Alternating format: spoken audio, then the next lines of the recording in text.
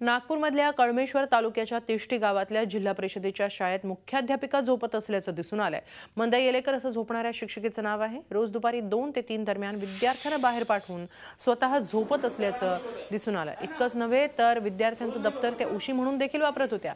पालकांनी शाळेच्या वेळेत मुलांना बाहेर खेळताना पाहिलं, त्यावेळी चौकशी केली असता हा धक्कादायक प्रकार उघडकीस आलाय।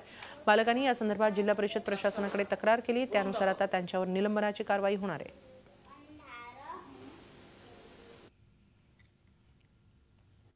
2 वाजता आम्हाला जेवायची सुट्टी होती, तेव्हा 2 वाजे आम्ही जेवत होतो, तेव्हा मॅडम झोपून जाते।